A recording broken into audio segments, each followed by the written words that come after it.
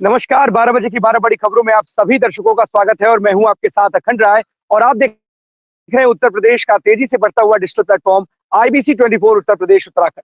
12 बजे की 12 बड़ी खबरें आपको बताते हैं, लेकिन उससे पहले कुछ महत्वपूर्ण खबरें आपको बता दें। उत्तर प्रदेश की कल मिल्कीपुर में जो समाजवादी पार्टी और बीजेपी के लिए सवाल बना हुआ था, उस पर चुनाव हुआ और उस चुनाव के बाद अब आरोप प्रत्यारोप प्रत्यारोप का दौर जारी है। चुनाव के दरमियान ही वहां पर जब वोटिंग चल रही थी, उसी दरमियान ही समाजवादी पार्टी के मुखिया ने ट्वीट कर चुनाव आयोग की प्रक्रिया कार्रवाई पर सवाल खड़े किए थे। उसके बाद आज समाजवादी पार्टी के मुखिया और पूर्व मुख्यमंत्री अखिलेश यादव ने एक बार फिर चुनाव आयोग पर भड़ास निकाली है। क्या कुछ कहा है चुनाव आयोग को लेकर के और इस मिल्कीपुर में हुए चुनाव को लेकर के, आपको सुनाते हैं। सुनिए समाजवादी पार्टी के मुखिया अखिलेश यादव ने क्या कहा। ये बीजेपी का चुनाव लड़ने का तरीका है। चुनाव आयोग मर गया है। सफेद कपड़ा जो होता है वो हमें भेंट करना पड़ेगा। आपने सुना कि जिस तरीके से बड़ा खासा नाराज दिख रहे हैं समाजवादी पार्टी के जो मुखिया है कि चुनाव आयोग मर चुका है, उसे सफेद कपड़ा भेंट करना पड़ेगा। कल भी ट्वीट किया था और लगातार चुनाव आयोग पर और आरोप लगाते रहते हैं कि अखिलेश यादव, और कहते हैं कि वो सरकारी मशीनरी के आगे और बीजेपी के आगे झुका हुआ है, इसलिए हम उसे मरा हुआ समझते हैं और उसे एक सफेद कपड़ा भेंट करेंगे। ये तो थे अखिलेश यादव, जिन्होंने चुनाव आयोग पर भड़ास निकाली है। अब आपको सुनाते हैं आजाद समाज पार्टी के जो अध्यक्ष और नगीना से सांसद हैं, चंद्रशेखर आजाद। उन्होंने भी चुनाव आयोग और बीजेपी पर भड़ास निकाली। उन्होंने कहा है कि जो पूरी मशीनरी का दुरुपयोग करती है और मशीनरी के आगे चुनाव आयोग जो है वो झुका हुआ है, बीजेपी लोकतंत्र का गला गला घोटने का काम कर रही है। सुनिए जो चंद्रशेखर आजाद हैं वो क्या कुछ कह रहे हैं। पार्टी ने लोकतंत्र का गला घोटा है। जिस तरह सरकारी मशीनरी ने सत्ता के आगे नतमस्तक होकर वोट को प्रभावित करने का, वोट में देरी कराने का, वोट को रोकने का, लोगों को धमकाने का, लोगों के मत को उनका प्रयोग न करने देने का, जिस तरह का जो है पाप भारतीय जनता पार्टी की उत्तर प्रदेश की सरकार ने किया है सिर्फ अपनी वाहवाही करने के लिए, ये अपराध है। आज सत्ता में बैठ के उत्तर प्रदेश की सरकार ये सोच रही कभी वो सत्ता से जाएगी नहीं, तो जिस तरह वो लोकतंत्र की हत्या कर रहे हैं, जनता उनको आने वाले समय में जवाब से देगी। और मिल्कीपुर जिस तरीके से लगातार चुनाव में और जब विपक्ष को हार नजर आती है तो लगातार इस तरीके के सवाल खड़े करता रहता है, तो चुनाव की जो प्रक्रिया है और जो चुनाव आयोग है उसके ऊपर भी कई बार सवाल खड़े करता है। लेकिन जब यही लोग चुनाव जीत जाते हैं, विपक्ष हो या कोई भी हो, वो सारे सवाल कहीं ना कहीं किनारे चले जाते हैं। एक तरीके से एक मैसेज देने का काम किया जाता है कि चुनाव आयोग नतमस्तक है, चुनाव आयोग ठीक से काम नहीं कर रहा है। अब जिस तरीके से कल अखिलेश यादव ने एक पोस्ट किया था, ट्वीट किया था और आरोप लगाया था कि मतदाताओं की आईडी कार्ड चेक किए जा रहे हैं। फिर बाद में उसके बाद स्पष्टीकरण एसएसपी को भी देना पड़ा कि किसी भी पुलिसकर्मी द्वारा किसी भी मतदाता का पहचान पत्र नहीं चेक किया जा रहा है, बल्कि बूथ एजेंट्स का जो आईडी कार्ड चेक किया जा रहा था। इसके बाद एक तस्वीर और भी कल जब चुनाव के दरमियान वायरल होती है, जिसमें जो प्रत्याशी है अजीत प्रसाद, वो एक कार्यकर्ता जो बीजेपी का बताया जा रहा है, बीजेपी कार्यकर्ता को हड़काते हुए नजर आ रहे थे।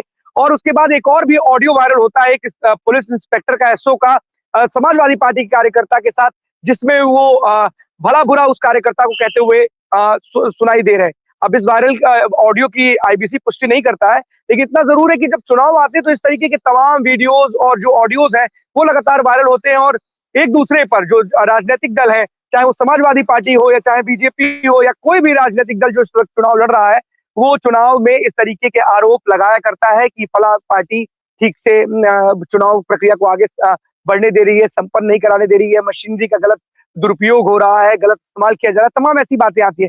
फिलहाल जब चुनाव में अगर उनको रिजल्ट उनके हिसाब से मिल जाता है, जीत जाते हैं, तो सारे के सारे सवाल धरे के धरे रह जाते हैं, क्योंकि उनको लगता है कि हमें जो जीतना था वो तो जीत गए। तो कहीं ना कहीं ऐसा लगता है कि जो विपक्ष है या तमाम जो इस तरीके के राजनीतिक दल है, एक दूसरे पर आरोप प्रत्यारोप करके अपनी हार को भी कहीं ना कहीं छिपाने का काम करते हैं और पूरा का पूरा जो ठीकरा है वो सरकारी मशीनरी पर और जो सत्ताधारी दल है उस पर फोड़ने का काम किया जाता है। तो ये तो कल के हुई चुनाव की बात थी। अब आपको बता दें कि प्रयागराज महाकुंभ में लगातार जो स्नान है वो जारी है और वहां पर जो श्रद्धालुओं का जनसैलाब है वो लगातार उमड़ रहा है। वो तस्वीरें आपको प्रयागराज महाकुंभ से दिखाते हैं कि किस तरीके से आस्था के इस महाकुंभ में आस्था का सैलाब अभी भी आस्था की डुबकी लगा रहा है।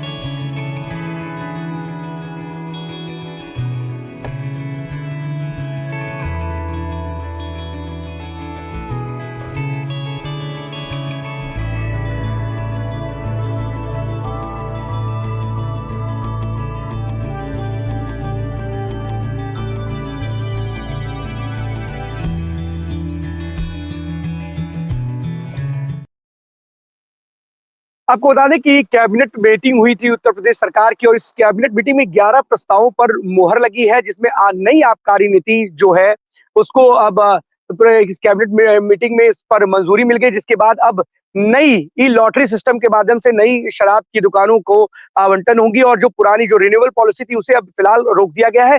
और सरकार का ये लक्ष्य है कि इस नई कैबिनेट जो नई आबकारी नीति है इसके जरिए 55,000 करोड़ रुपए का जो लक्ष्य है वो रखा गया है कि इससे 55,000 करोड़ रुपए की और वृद्धि हो।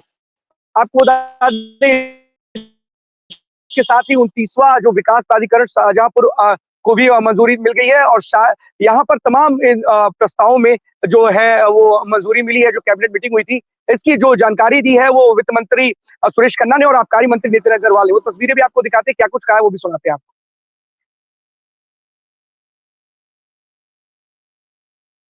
42.8 कैटेगरी में हमने 13 पैसे का मार्जिन बढ़ाया है पिछले साल और 36 की कैटेगरी में 4 पैसे का मार्जिन बढ़ाया है, 25 की कैटेगरी में 9 पैसे का मार्जिन बढ़ाया है। ये ईडीपी में मार्जिन बढ़े हैं। मॉडल शॉप्स और दुकान जो भांग की दुकानें हैं उसमें हर वर्ष की तरह 10% की लाइसेंस फीस की 10% की हम लोग ने बढ़ोतरी करी है। इसी के साथ साथ जो आपको पिछले साल आपको याद होगा मैंने आपको बताया था कि हम लोग जो वाइन फलों से बना रहे हैं, जो हमारे लोकल फार्मर्स है, उत्तर प्रदेश के फार्मर्स हैं, उनके फलों को लेकर जो वाइन बनाई जाती है, अब की बार हम लोग लेकर आए कि उनकी हर जिले मुख्यालय पे एक दुकान हम लोग व्यवस्थित कराएंगे, जिससे वो प्रोत्साहन बढ़े। और उसकी जो फीस हम लोग ने रखी है वो मंडल के जिला मुख्यालयों पे 50,000 की रखी है और बाकी जिला मुख्यालयों पे 30,000 रुपए की हम लोगों ने इसकी फीस रखी है।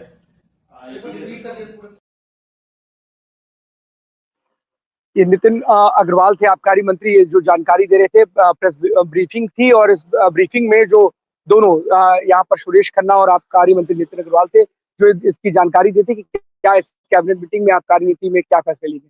अब चलते अपने सभी सहयोगियों के पास एक करके हमारे सभी साथी स्क्रीन पे जुड़ेंगे और जो आज की बड़ी खबरें उनके शहर की है वो बताएंगे। तो सबसे पहले हमारे साथी जो हमारे साथ जुड़े हैं उनके पास इंद्रवीर के पास चलते हैं। इंद्रवीर रायबरेली से हमारे साथ जुड़ गए। इंद्रवीर, कौन सी बड़ी खबर है रायबरेली से आज की?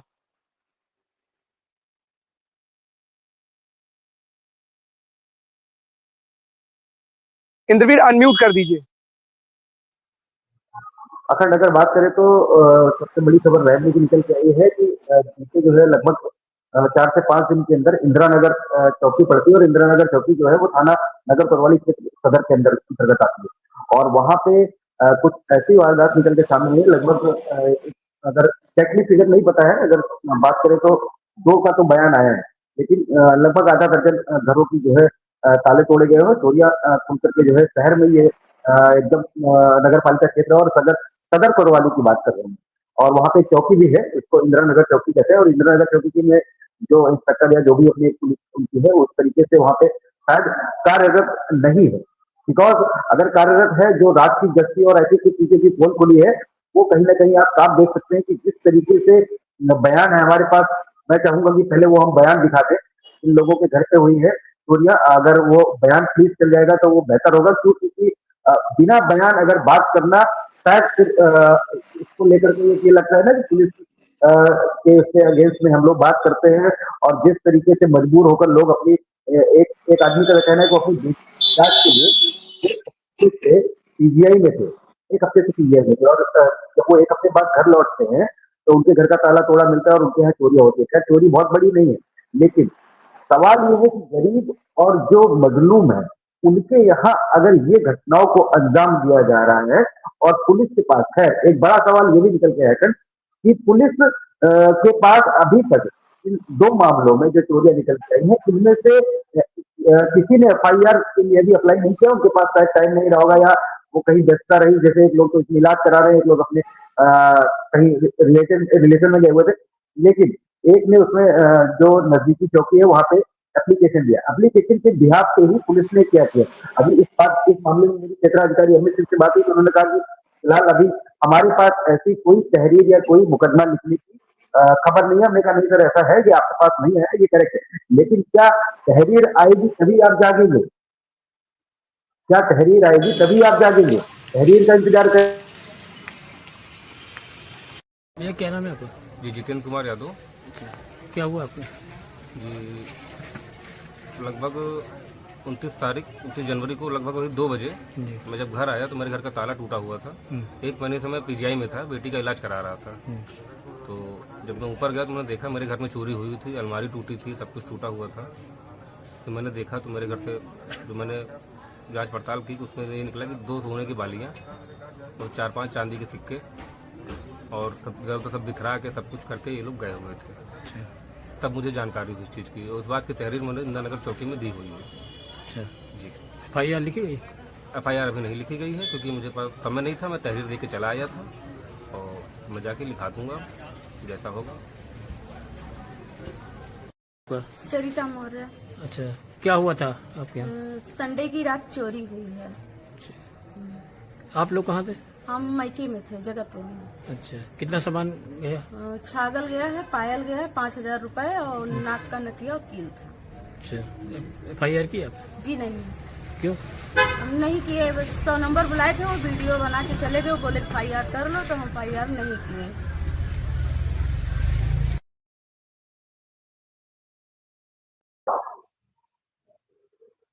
अखंड बात FIR करने की नहीं, बात है आप संजीदा है या नहीं। तो कप्तान, मैं हमेशा कहता हूँ, हमेशा तारीफ करता हूँ, लेकिन अभी बीच में हमने SOG टीम जब कहीं पे उन्होंने गलत किया वो भी दिखाया। अखंड बात अगर अच्छा है, हम जब खबरें शेयर करते हैं ना अखंड, तो कई सारे रिव्यूज हमको हमारे लोकल ग्रुपों में मिलते हैं और उसमें सबसे अच्छा ये आता है कि आप निगेटिव भी दिखाते हो और पॉजिटिव भी दिखाते हो हमारे जो दर्शक हैं। तो अखंड हमारा कहना सिर्फ इतना है, क्या आपके पास जब कोई फरियादी फरियाद लेके आएगा और उससे पहले आपको सूचना है, एक NCR मिला है, प्रथम एप्लीकेशन मिल गया है, तो आप संजीदा नहीं है। अखंड ये जिस इंदिरा नगर चौकी की बात हो रही है ना, वो इंदिरा नगर चौकी से बड़े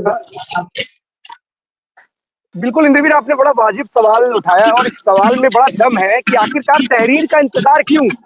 चोर जब लोग इस तरीके से बाइट दे रहे हैं और अगर आपको तहरीर दे रहे तो FIR लिखने के बाद ही अगर आप एक्टिव होंगे चोर को पकड़ने के लिए, आपका निगेटिव और पॉजिटिव चलाने के लिए नहीं। हमारा खबर दिखाना मकसद है और हम लोग आपको खबर दिखाएंगे।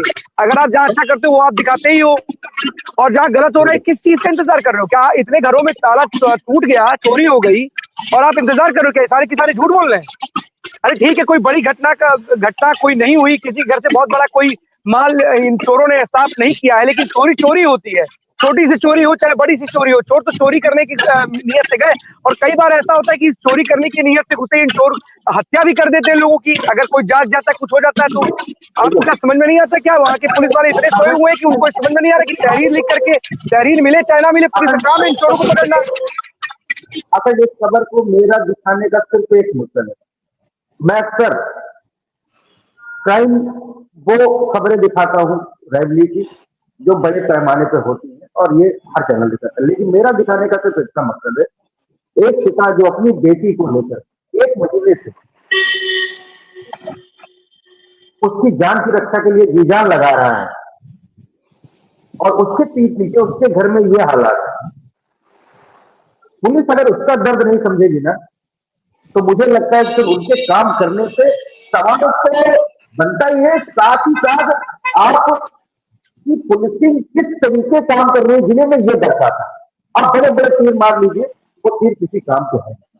अरे किस बात का तीर मार रहे हैं इंद्रवीर? आप बिल्कुल सही बात है, आप कितने भी तीर मारिए, लेकिन क्या इस तरीके से कितनी बड़ी चोरी घटना होती है, लगातार इतने घरों के ताले टूट जा रहे हैं और चोर चोर चोरी करके चले जा रहे हैं। हम कह रहे छोटी बड़ी चोरी की चोरी घटना है, आप किस चीज का इंतजार कर रहे हैं? तहरीर मिलने का इंतजार। वो जबकि कह रहा है कि मैंने प्रार्थना पत्र दिया, FIR नहीं लिखवाई है, तो उस प्रार्थना पत्र के माध्यम से भी तो आप चोरों के खिलाफ कार्रवाई कर सकते हैं, पकड़ने का प्रयास किया जा सकता है। अगर इनके हौसले इतने बुलंद हो जाएंगे कि ये इतने बड़ी चोरी की वारदात को अंजाम देंगे, तो क्या पूरा का पूरा एक दिन तो उनके क्षेत्र में रायबरेली आ जाएगा? फिर तो सब सारे घरों में वो इतने मनोबल बढ़ जाएगा कि सारे घरों में जाकर घुस के वो चोरी करने लगेंगे।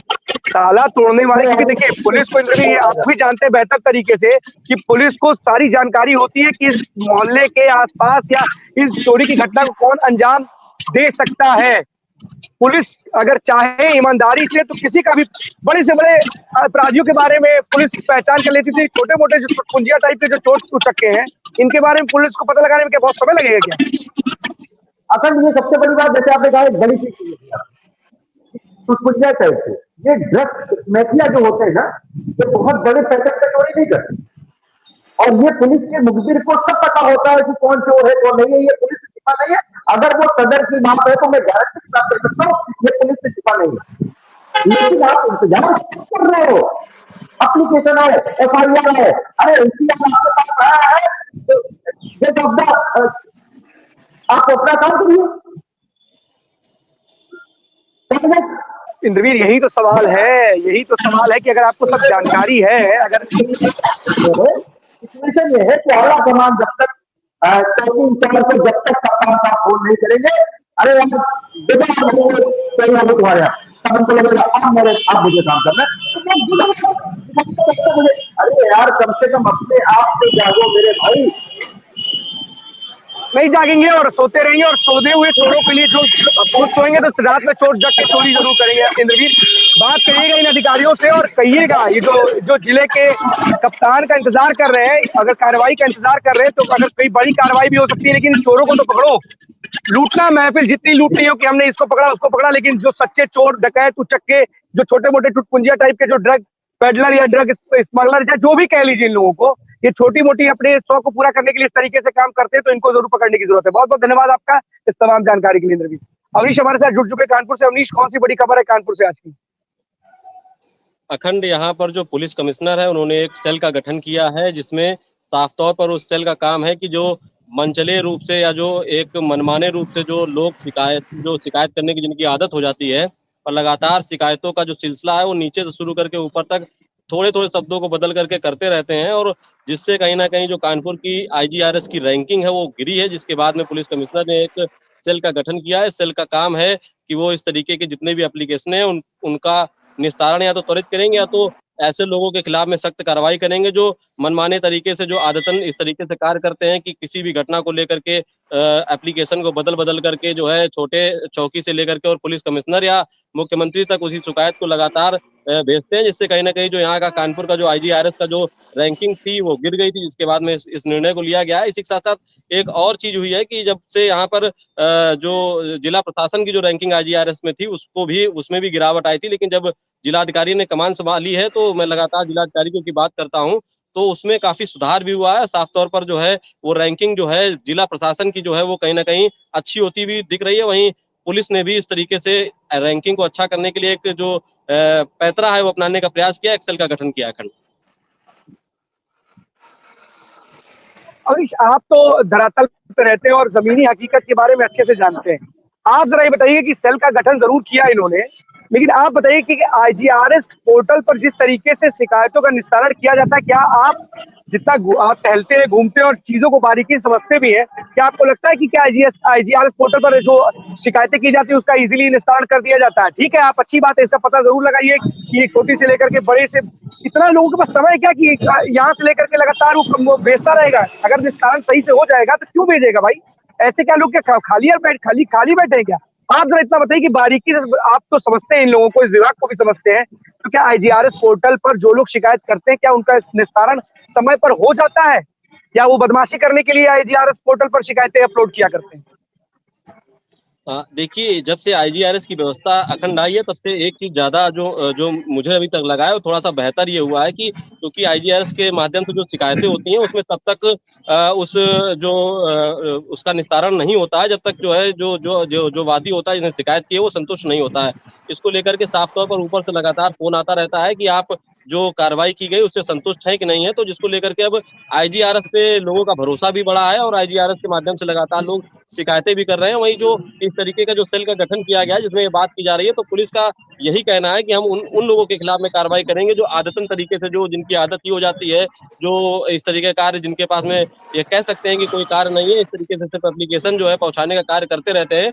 और अखन ये बात बिल्कुल सही है कि कुछ ऐसे लोग भी होते हैं जनपद में जिस इस तरीके का कार्य जो है कहीं ना कहीं करते हैं, जो लगातार जो है शिकायतें किसी ना किसी के को परेशान करने के लिए भी शिकायतों का जो सिलसिला है वो करते रहते हैं। लेकिन फिलहाल पुलिस की क्या मंशा है, पुलिस फिलहाल अपनी मंशा को इसी तरीके से जाहिर कर रही है कि जो ये लोग हैं इन पे कार्रवाई की जाएगी। लेकिन जिस तरीके से आईजीआरएस में रैंकिंग पुलिस की गिरी है, उस पे भी कहीं ना कहीं पुलिस को पूरी तरीके से कार्य करना चाहिए और जो लगातार जो जेन्युइन शिकायतें हैं जिन पे कार्रवाई करनी चाहिए, उन शिकायतों का निस्तारण करना चाहिए ताकि जो ये लोग हैं जो परेशान हो रहे हैं वो उनको नीचे से ऊपर तक न जाना पड़े। खन बिल्कुल अवनीश, बहुत सही बात की कि दो पार्ट में हमने डिवाइड कर दिया। एक एक सच में जेन्युइन जो सच में पीड़ित तो परेशान होते हैं उनकी शिकायतों का निस्तारण कीजिए और बिल्कुल चिन्हित कीजिए कि जो ऐसे आदतन जो लोग हैं जिनको आदत पड़ गई है कि हमें शिकायत करना, किसी के बारे में करना, कुछ भी करना, इन लोगों को चिन्हित करके इनके खिलाफ जरूर कार्रवाई कीजिए। लेकिन इसका मतलब ये नहीं होना चाहिए कि जो लोग सच में शिकायत कर रहे हैं उनकी विलंब बिना मतलब के लिए विलंब होता रहे, इसका भी जरूर ध्यान रखिए। बिल्कुल सही बात है कि अगर आपकी रैंकिंग घटी है तो उसको लेकर के आपको काम जरूर करना चाहिए। बहुत बहुत धन्यवाद आपका तमाम जानकारी के लिए अवनीश। जितेंद्र हमारे साथ बस्ती से जुड़ चुके हैं। जितेंद्र, कौन सी बड़ी खबर है बस्ती से आज की? अखंड, अगर बस्ती से बड़ी खबर की बात की तो आज बस्ती की एक पहली बड़ी खबर हम बता दें कि ये विद्यालय को लेके एक अनुबंधित विद्यालय है। लगभग 2006 में उस विद्यालय का रजिस्ट्रेशन होता है, लेकिन उस विद्यालय की अगर अखंड उसका विजुअल भी प्ले होगा, आप देखेंगे जिस तरह की वहाँ की जो स्थिति दयनीय है। फिलहाल विद्यालय में जिस तरीके से लगातार वो विद्यालय वहाँ पे चल रहा है, विद्यालय में कागजों में जो है लगभग 300 से 350 बच्चे की उपस्थिति भी दर्ज हो गई है। लेकिन मौके पे अगर वहाँ पे हम लोगों ने जाके देखा तो लगभग क्लास में सिर्फ 3 से 4 ही बच्चे वहां पे थे। लेकिन कहीं ना कहीं जो है सरकार को जो है अनुबंधित विद्यालय के जो वहाँ के अध्यापक है या वहाँ के जो प्रबंधक है वो कहीं ना कहीं जो है सरकारी धन का दुरुपयोग करे, क्योंकि कहीं ना कहीं विद्यालय में एमडीएम जा रहा है, बच्चों के लिए पोषक तत्वों के सामान वहाँ पे जा रहे हैं, दूध है, फल है, तमाम चीजें जा रही है। हर साल हर महीने जो है विद्यालय को वहाँ पे एक मोटी रकम भी मिल रही है। लेकिन विद्यालय में अगर जो वहाँ पे जो है बच्चे नहीं है, 350 से 400 बच्चों का जो रजिस्ट्रेशन वहाँ पे दिख रहा है कि विद्यालय में लिख रहा है, उनके नाम पे जो है वहाँ पे जो है राशन पूरा एमडीएम आ रहा है। लेकिन जो विद्यालय के प्रबंधक है या जो वहाँ पे लोग है वो कहीं ना कहीं जो विद्यालय बच्चों के जो हक का जो सामान है वो कहीं ना कहीं उसको डकार जा रहे हैं और सरकार के पैसे का जो है दुरुपयोग कर रहे हैं। विद्यालय की स्थिति अगर मैं बता दूं आपसे कि 10 कमरों का विद्यालय है, 3 कमरे तो उसमें ऐसे है जिसमें जहाँ पे कूड़े करकट कबाड़ जैसी चीजें भरी हुई है। बाकी के जो 7 कमरे बचते हैं अखंड उसकी स्थिति शायद अगर देखा जाए विजुअल प्ले हो जाए तो आप वहाँ पे सिर्फ और सिर्फ झाड़ियां ही देखने को मिलेगी। अगर हो सकता है कि अगर अनुबंधित विद्यालय अगर वो बच्चों की शिक्षा अच्छे से देता है, उनको अगर वहाँ पढ़ा तो हो सकता है वहाँ के जो बच्चे हैं वो आसपास के जो मान्यता प्राप्त हो या गैर मान्यता प्राप्त विद्यालय उन विद्यालयों में नहीं जाते। लेकिन वहाँ के प्रबंधक द्वारा बच्चों के जो है जो भोजन वहाँ पे उनको मिलता है, जो वहाँ की उनकी सुविधाएं मिल रही है, उन सुविधाओं को जो है वो उनके पैसे का वहाँ पे गोलमाल करना और उन लोगों के जो है वो सुविधा देना, ये अखंड कहीं ना कहीं बहुत बड़ा सवाल है। लेकिन ये चीज खास कर अखंड बात है कि हमने जब जो है बेसिक शिक्षा अधिकारी से इस बारे में बात की तो उनको इस बारे में कोई जानकारी नहीं है। उनका फिलहाल 2006 से रजिस्ट्रेशन है, विद्यालय चल रहा है, पूरी दयनीय स्थिति है और विद्यालय के जो बीएसए साहब के जो अधिकारी है, जो उनके जो है जो निचले स्तर के जो कर्मचारी है उनको ज्ञात ही नहीं है कि वहां पे कोई ऐसा विद्यालय है और विद्यालयों में 3 से 4 बच्चे पढ़ रहे हैं और जो है सरकार का जो है पैसा लगभग 350 से 400 बच्चों का जो पैसा है वो जा रहा है। कहीं ना कहीं सवाल तो खड़ा होता है अधिकारियों को भी, अगर वो शायद वहां पे हर महीने जांच कर दे तो हो सकता है जो इस तरीके का जो पैसा जो उपयोग होना है शायद ये नहीं होता। खंड अगर संभव हो सके अगर विजुअल प्ले होगा एक बार आप देख सकेंगे तो जिस तरीके जो स्थिति है वाकई में इस स्थिति को देखने का आसपास के जो वहाँ के लोग हैं उनका भी यही कहना है कि विद्यालय में पढ़ाई शायद नहीं होती कि ना होने की वजह से बच्चे जो है दूसरे विद्यालय में जा रहे हैं। अखंड जितेंद्र, सबसे बड़ी बात है कि जिस तरीके से आपने बोला कि बीएसए साहब कह रहे हैं कि उनको इस बारे में जानकारी नहीं है, लेकिन इस तरीके की सरकारी जो व्यवस्था है, जिस तरीके की सरकार राशि देती है, फंड व्यवस्था करती है उसके लिए, क्या अगर बीएसए साहब की 1 महीने की सैलरी रुक जाए, 2 महीने की सैलरी रुक जाए तो क्या कहेंगे कि मेरे को इस बात की जानकारी नहीं है? अपनी सैलरी अगर 1 दिन की 2 दिन की कट जाएगी तो पता चल जाएगा कि क्या व्यवस्था, कहाँ क्या दिक्कत है। लेकिन अगर आपके पास आपके ऊपर पूरे जिले की जिम्मेदारी है, शिक्षा व्यवस्था वहां पर आपको संभालने की दी गई है, तो आप पता नहीं कर पा रहे किस तरीके के कितने विद्यालय हैं जो इस तरीके से सरकारी जो पैसे का दुरुपयोग कर रहे हैं। 350 बच्चों का रजिस्ट्रेशन है, 3 से 4 बच्चे अगर वहां पर हैं तो इस तरीके से तो कितने बड़े धन की धांधली हो रही है वहां पर। तो इस धांधली के बारे में कौन खोजेगा? आप खोजेंगे? आप तो बिल्कुल जितेंद्र, आप तो एक तरीके से आप पत्रकार हैं, आपने आईबीसी के लिए अपनी खबर के लिए वहां पर जाकर के खोज निकाला कि किस तरीके से विद्यालय 350 बच्चों के लिए रजिस्ट्रेशन हुआ है, लेकिन वहां पे 3 से 4 बच्चे हैं। लेकिन जिसके ऊपर जिम्मेदारी है वो उसको सो रहा है, उसे जानकारी नहीं है। जिस चीज का पैसा उसको मिलता है उसके बारे में उसको जानकारी नहीं, तो आखिरकार कैसे चलेगा? आप लोगों के कंधों पर इस तरीके की जिम्मेदारी दी गई है, किस लिए दी गई है आपको जिम्मेदारी? कौन पता करेगा कि कौन से विद्यालय सही मानकों पर खड़े उतर रहे हैं कि नहीं उतर रहे हैं? बच्चे जो वहां पर जा रहे हैं वो जा रहे हैं कि नहीं जा रहे हैं? किसी के ऊपर तो जिम्मेदारी है कंधों पर। कौन है वो लोग? किनको चिन्हित किया जाता है? सरकार किसको आदेशित करती है, निर्देशित करती है? किसके कंधों पर जिम्मेदारी दे करके रखती है कि आप पता लगाइए कि ऐसे कौन से लोग हैं जो इस तरीके से सरकारी धन का दुरुपयोग कर रहे हैं, पैसा हड़प जा रहे हैं, धांधली कर रहे हैं, और बच्चों के नाम पर वहां पे क्या है?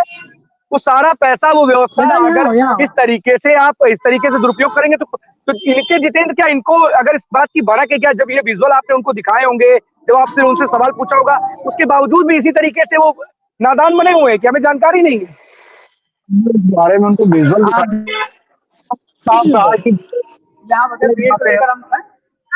अपने जो अधिकारी है मैं उनसे बात करूंगा, उनको हमारी टीम वहां जाएगी, जांच करेगी जिस तरीके से हम बता रहे हैं, क्योंकि वहां के कुछ लोगों द्वारा ये भी बताया गया कि बच्चे जो है कुंभ बनाने गए, तो लोग यही बताना कि यहाँ पर हम लोग बच्चे जो है 350 बच्चे जो है वहाँ पे 300 प्लस बच्चे, क्या वो कुंभ बनाने सारे चले गए और 3 से 4 ही बच्चे विद्यालय में?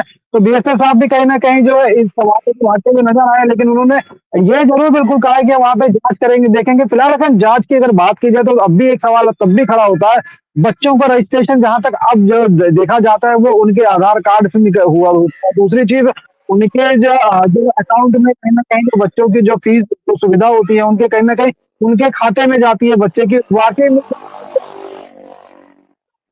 रजिस्टर में लिखे हुए हैं।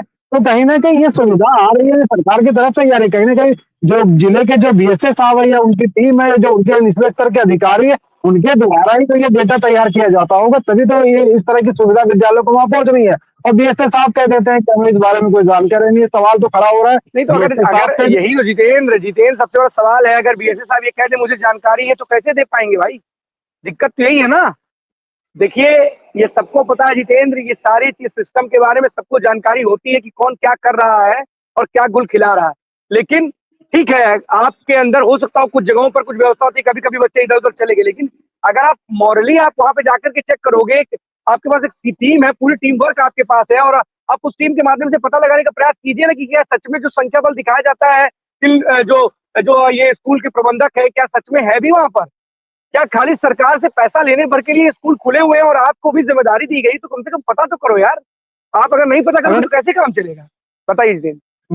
जब वहां पे हम गए मौके पे वहां पे, तो फिलहाल जो रजिस्टर है, जो टीचरों का रजिस्टर है, उस टीचरों के रजिस्टर में भी जब बात की गई वहां के प्रबंधक से, तो वो भी कहीं ना कहीं गोल मटोल बात करते हुए नजर आए, क्योंकि वहां पर उपस्थिति तो दर्ज है लेकिन अध्यापक चाहे गए थे, अध्यापक ही नहीं है। आप सोच सकते हैं कि 10 कमरों का विद्यालय है, 3 कमरों में कबाड़ भरा हुआ है, बाकी 7 कमरे बचे हैं। स्थिति इस तरीके से है कि आप बेंच पे अगर कोई और व्यक्ति बैठता है तो हो सकता है उसकी सीट भी टूट जाए, बच्चों का वेट।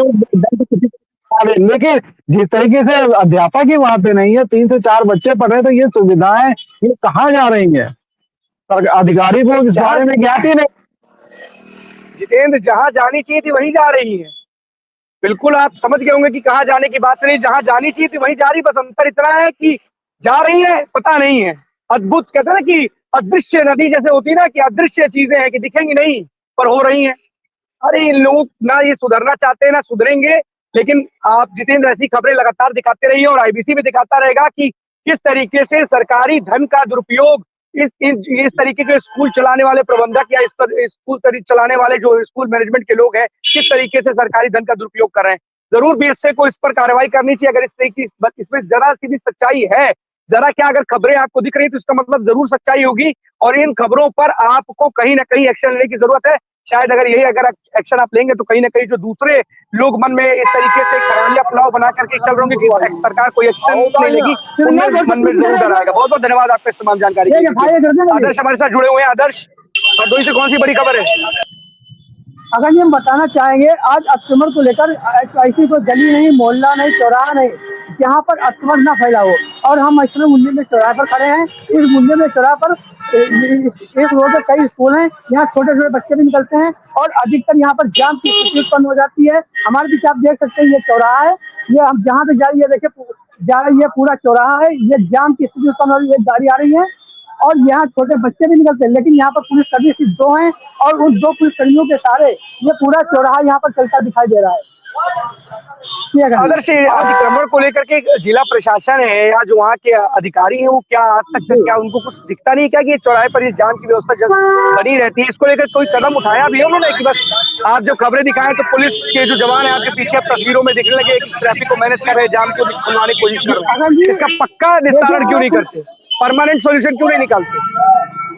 यहाँ पर जो अगर जी यहाँ पर जिला प्रशासन अतिक्रमण को लेकर कहीं ना कहीं कार्रवाई भी करता है या दुकानें हटवा देता है, लेकिन रोड पर फिर दुकानें आ जाती हैं या हम दिखाएं 2 पुलिसकर्मी पास में ऐसी कार्रवाई का क्या मतलब है आदर्श कि अगर आपने कार्रवाई की फिर अगली बार वो दुकानें वहां लगी तो इस कार्रवाई का मतलब क्या है, क्या करने के लिए कार्रवाई कर? और ये भाई साहब अगर ये भाई साहब खड़े हैं यहाँ 2 पुलिसकर्मी के साथ देखिए पूरा जो चौराहा है मैं रोड पर इधर दुकानें लगी बहुत घंटे हो गया। ये दुकानों को लेकर आदर्श दुकानें लगी हुई है, जब आपके पुलिसकर्मी बता रहे हैं तो ये जो लोग जो दुकानें लगाते हैं इनको जब प्रशासन हटाता है वहां से तो फिर से लगा लेते, तो इस तरह की कार्रवाई करने का फायदा क्या है भाई? मत करो कार्रवाई, लोगों को जस्ट इधर जाम में फंसे रहने देते हैं लगातार घंटों, वहां पे अगर जाम लगा रहता है परेशानी है लोगों को, तो कार्रवाई के नाम पर किस तरीके की खाना पूर्ति क्यों करते हैं अधिकारी? ये देखिए छोटी बच्ची आ रही है हमारे साथ में, देखिए ये स्कूल से बैठा है यहाँ, ये देखिए ये छोटी बच्ची अभी स्कूल से पढ़ के आई है हमारे साथ में। ये बेटा क्या नाम है तुम्हारा? ये जो जाम होती है इसको लेकर आप क्या कहेंगे? यार जाम होती है, आप स्कूल जाते हैं कि किन दिक्कतों का सामना करना पड़ता है भीड़ को लेकर, और क्या कहेंगे? तो यहाँ पर आपको बताएं अगर ये भीड़ को लेकर जाम कहीं ना कहीं पर काफी देर से लगती है और यहाँ पर पुलिसकर्मी अगर देखा तो सिर्फ 2 पुलिसकर्मी और सबसे बड़ी बात हम बताना चाहते और जाते हैं, सबसे बड़ी बात हम बताना चाहते यहाँ पर जाते हैं और यहाँ पर आदर्श अधिकारियों से बात कीजिएगा, जो भी जिम्मेदार लोग हैं उनसे पूछिएगा कि अगर कार्रवाई अगर करनी है तो खाना पूर्ति क्यों कार्रवाई, सच में कार्रवाई कीजिए, खाना पूर्ति मत कीजिए। अगर अतिक्रमण पर अगर कोई विशेष अभियान नहीं चलाएगा और अगर लोग वापस लगा लेंगे तो कोई मतलब नहीं रहेगा। अगर जी मैं बताना चाहूंगा कि दुकान के पास सीधे एक पट्टी डाली गई थी, उस पुलिसकर्मी जो थे उन्हें पट्टी डाली थी, उस पट्टी के पीछे दुकानदार उस पट्टी को क्रॉस करके या दुकानदार दुकान को आगे लगाते हैं या उसके कहीं ना कहीं पर पैदा हो जाते हैं। और यहाँ पर जब जाम लगती है तो पुलिसकर्मियों को भी पसीना आ जाता है जाम को हटाने के लिए, और कभी कभी यहाँ पर लड़ाई झगड़ा भी होने को लोग बेकार हो जाते हैं। बिल्कुल आदर्श अधिकारी से बात करिए, आखिरकार वजह क्या है कि आप कार्रवाई करते हैं उसके बाद भी जो अतिक्रमण हटाते हैं अतिक्रमण पूरा का पूरा वापस आ जाता है, तो अगर कार्रवाई खाने पूर्ति के रूप में करनी है तो कोई मतलब नहीं, मत कीजिए, बात करने का प्रयास कीजिए। बहुत बहुत धन्यवाद आपका। ज्ञानेंद्र हमारे साथ प्रयागराज से। ज्ञानेंद्र, आस्था की डुबकी लगातार जो श्रद्धालु है वो वहाँ पहुंच रहे हैं और आस्था की डुबकी लगा रहे हैं, क्या जो ताजा अपडेट क्या है और श्रद्धालुओं की क्या संख्या है जरा हमारे दर्शकों को बताइए। बिल्कुल अखंड, देखिए एग्जैक्टली मैं आपको अभी तक का 12 बजे तक का आंकड़ा बता देता हूं, जिसमें 38,70,000 लोगों ने ये जो है आस्था की डुबकी लगाई है। और कल देखा ही गया कि किस तरीके से देश के प्रधानमंत्री श्री नरेंद्र मोदी जी पहुंचे थे और संगम में डुबकी लगाया, जहां पे त्रिवेणी मिलती है, जिसको त्रिवेणी घाट भी कहा जाता है, जहाँ पे गंगा जमुना सरस्वती पहुंचती है और वो मिलाप होता है उन तीनों लोगों का। वहाँ पे नरेंद्र मोदी जी पहुंचे थे। आज काफी वीवीआईपी मूवमेंट्स है, जिसमें आप रामदास अठावले जो केंद्रीय मंत्री सामाजिक न्याय एवं आधिकारिक राज्य मंत्री भी हैं, वो पहुंच रहे हैं। उनके साथ काफी केंद्रीय मंत्री पहुंच रहे हैं, जिसमें अगर बात करें त्रिपुरा के राज्यपाल इंद्रसेन रेड्डी भी पहुंच रहे हैं और मणिपुर के आपको बता दें मुख्यमंत्री वो भी पहुंच रहे हैं। और साथ में आज हरियाणा की पूरी कैबिनेट 37 लोग आज जो है आस्था की डुबकी लगाएंगे। और कल आपको बताते चले कि कल गुजरात के मुख्यमंत्री और उनकी पूरी कैबिनेट जो है आस्था की डुबकी लगाएगा। तो अब वीवीआईपीओ का दौर प्रयागराज में शुरू हो चुका है, क्योंकि अगर स्नान की बात करें तो 12 तारीख को फिर से स्नान है, 10 तारीख को भारत की राष्ट्रपति द्रौपदी मुर्मू जी पहुंचेंगी और उसके बाद अब लगातार कंटिन्यू देखा जाए तो 5 तारीख से लगातार वीवीआईपीओ का मूवमेंट है। प्रशासन चाक चौबंद पूरी व्यवस्थाएं की है।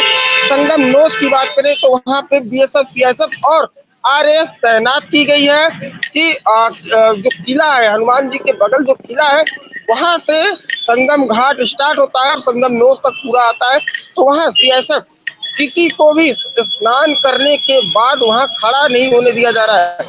सबसे बड़ी चीज ये है। और आगे की बात करें तो जो संगम नोज है वहां से मात्र वहां से अगर त्रिवेणी जहां मिलती है मात्र 200-300 मीटर की दूरी पे है। और वीवीआईपी घाट जहां पे कल नरेंद्र मोदी जी ने डुबकी लगाई थी और उसके जस्ट अपोजिट 1 किलोमीटर पे गंगा उस पार कहा जाता है, वो वीआईपी अरैल घाट है, जो पक्का घाट जिसे कहा जाता है। वहां से आज सारे जो वीवीआईपी हैं वो आएंगे। फिलहाल अभी भी नो व्हीकल्स जोन निर्धारित है, गाड़ियों को लिमिटेड, क्योंकि जो पासेस गाड़ियां हैं अब एंट्री हो रही है, लेकिन जो अदर गाड़ियां जिनके पास पासेस नहीं है उनको इनकी एंट्री बंद कर दी गई है और अभी बंद रहेगी तकरीबन 10 तारीख तक। और जिस तरीके से श्रद्धालु लगातार पहुंच रहे, भीड़ों का तांता नहीं टूट रहा है और शहर में जाम की स्थिति वही बनी हुई है, लेकिन प्रशासन अपनी चाक चौबंद पूरा बनाया हुआ है। डायवर्जन का रूट हर वक्त, अगर संगम नोज पे भीड़ बढ़ने लगती है तो तुरंत ही परेड की पास से उनको दारागंज और झूसी की ओर घुमा दिया जाता है कि वो जो अन्य घाट्स बने हैं वहां पर जाकर के स्नान करें।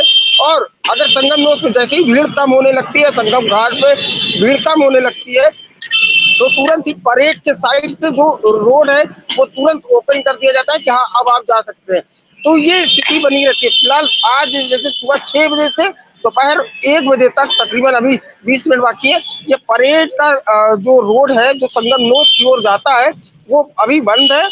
और कल अभी थोड़ी ही देर में उसे खोल दे, क्योंकि संगम नोज पे भी भीड़ काफी बड़ी, क्योंकि 38,70,000 श्रद्धालु अभी तक स्नान अगर कर चुके, तो सोचिए भीड़। जो उत्तर प्रदेश के मुखिया योगी आदित्यनाथ ने सोचा था 44 से 45 करोड़ आस्था की डुबकी लगाएंगे, मेरे हिसाब से तकरीबन अब जो है आंकड़ा 50 के पार पहुंच जाएगा। इसमें नो डाउट कोई वो नहीं, क्योंकि अभी स्नान काफी बाकी है।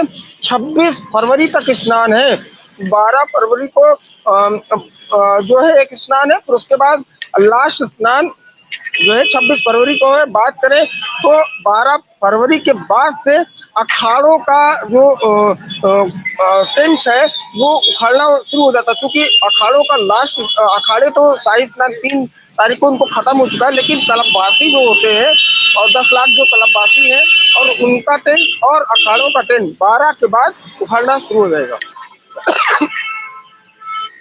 बहुत महत्वपूर्ण जानकारी आपने दी है कि लगातार जिस तरीके से विद्यार्थियों का आगमन होने वाला है, और आपने जैसा बताया कि जो आंकड़े हैं जो कि योगी सरकार और खुद योगी आदित्यनाथ कहते थे कि 45 करोड़ के करीब होगा, अब आप बता रहे कि 50 करोड़ के पास जो अनुमान है आपका कि 50 करोड़ के करीब जो श्रद्धालु है वो यहाँ पर आकर के आस्था की डुबकी लगाएंगे। बहुत बहुत धन्यवाद आपका इस तमाम जानकारी के लिए। अनिल हमारे साथ संभल से जुड़ चुके हैं। अनिल, कौन सी बड़ी खबर है संभल से? देखन अगर संभल की बात करें तो संभल के बैजुई थाना क्षेत्र में बिजली विभाग की टीम पहुंची थी, जो उपभोक्ताओं पर जो बिल बकाया था उनके कनेक्शन काटने के लिए, लेकिन उपभोक्ताओं ने बिजली विभाग की टीम पर ही हमला कर दिया।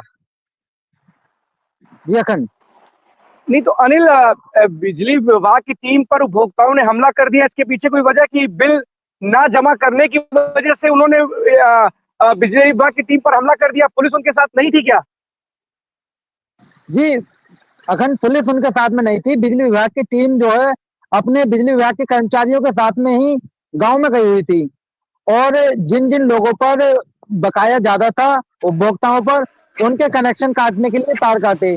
तो उपभोक्ता जो थे वो गुस्से में आए और उन्होंने जो है सब पे मार फेर दी।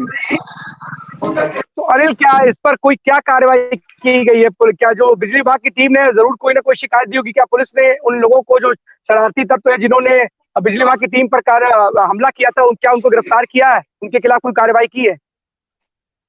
जी अखंड, जैसे ही बिजली विभाग पर गए तो बिजली विभाग ने जो है पुलिस में जो है सूचना दी है।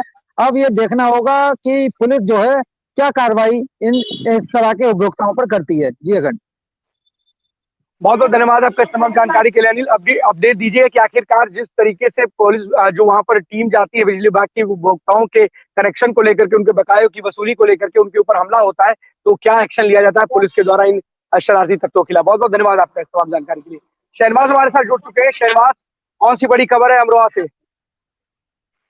देखिए अखंड, मैं आपको बता दूं, जनपद अमरोहा से एक बड़ी खबर सामने आई थी, जहां पर जो है जमीन विवाद को लेकर भाई ने ही जो है भतीजे ने ही अपने चाचा की हत्या कर दी थी। हत्या के बाद जो है लगभग जो है 22 महीने तक जो है 20 महीने तक जो है सबको जो है तालाब में दबा दिया था, जिसके बाद जब वो जो युवक था वो शराब का आदी था, शराब के नशे में जो है उसने अपना सारा पर्दाफाश कर दिया। हालांकि पुलिस ने जो है उसको गिरफ्तार कर लिया गया है और आरोपी की जो निशानी गई थी उसके साथ ही उस युवक को वहां पर ले जाकर और उसको जो है जो उसके चाचा थे उसके जो कंकाल है वो बरामद कर लिए गए। हालांकि पुलिस ने जो आरोपी को गिरफ्तार कर लिया गया है और अग्रिम कार्रवाई की जा रही है। जी राहुल। शहनवाज, इसमें क्या कुछ और भी लोग शामिल थे कि क्या जो आरोपी युवक है जिसको पुलिस ने गिरफ्तार किया है वही इस पूरी घटना का मुख्य आरोपी और गुनहगार है?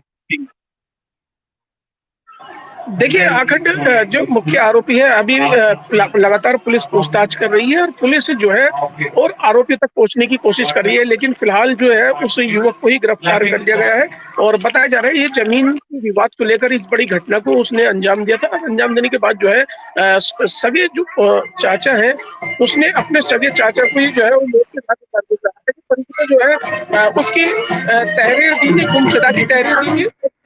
आधार के बाद में जो है पुलिस को 22-20 महीने के बाद जो है वो खुलती है। लगातार इस तरीके की घटनाएं सामने आती रहती हैं कि जमीन विवाद में, पैसे के विवाद में लोग अपने ही अपनों का कत्ल कर रहे हैं। और जिस तरीके से ये घटना आई है कहीं ना कहीं एक शर्मिंदगी की बात भी, और एक समाज में जिस तरीके का एक लगातार पैसों को लेकर के, जमीन को लेकर के जिस तरीके के विवाद के मामले सामने आ रहे हैं उसमें इस तरीके से हत्या हो जा रही है, कहीं ना कहीं एक समाज के जो सोच विचारधारा उस पर कहीं ना कहीं सवाल खड़े हो रहे हैं। और पुलिस के लिए भी चुनौती होती है क्योंकि अपने ही अपनों के कत्ल में शामिल है, तो पुलिस कहीं ना कहीं एक बड़ी परेशानी में, क्योंकि इस तरीके के जो अपराध होते हैं उसका पर्दाफाश करने में पुलिस के लिए भी काफी चुनौती है। बहुत बहुत धन्यवाद आपका तमाम जानकारी के लिए चौधरी शहनवाज। एसपी सिंह हमारे साथ जुड़ चुके हैं सुल्तानपुर से। कौन सी बड़ी खबर है एसपी सिंह सुल्तानपुर से आज की? अखंड, आज सुल्तानपुर के कल की डेट में Khan tailors and cloth house पे शॉर्ट सर्किट की वजह से आग लग गई। आग को फायर ब्रिगेड के माध्यम से काबू किया गया, लेकिन दुकानदार का कहना है कि लगभग हमारी दुकान का जो नुकसान हुआ लगभग 35 लाख का नुकसान हुआ है दुकानदार का, और दुकान बंद थी। पड़ोसियों ने जब धुआं देख करके दुकानदार को सूचित किया तो दुकान आके जब खोलते हैं तो आग की लपटों में पूरा सामान जल रहा था।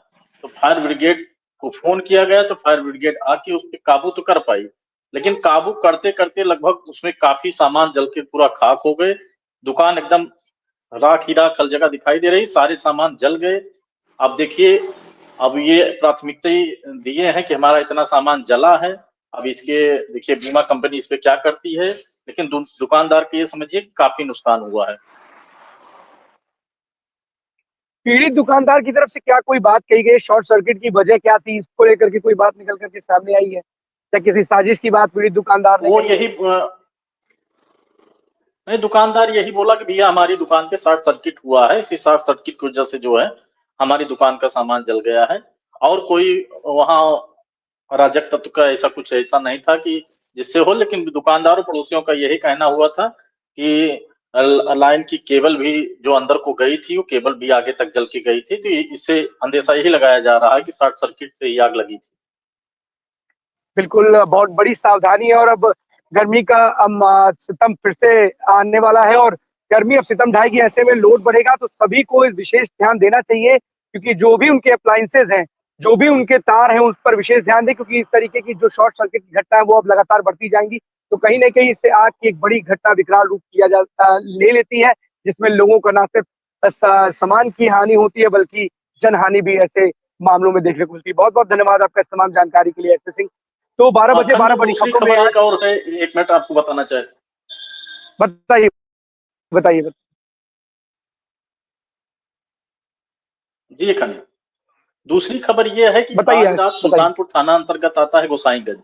गोसाईगंज थाना के पास बाबूगंज बाजार पड़ती है। उस बाबूगंज बाजार पर एक साथ में टेलर, ट्रक और कई लगभग 10 वाहन एक साथ में क्षतिग्रस्त होते हैं, घटनाग्रस्त होते हैं।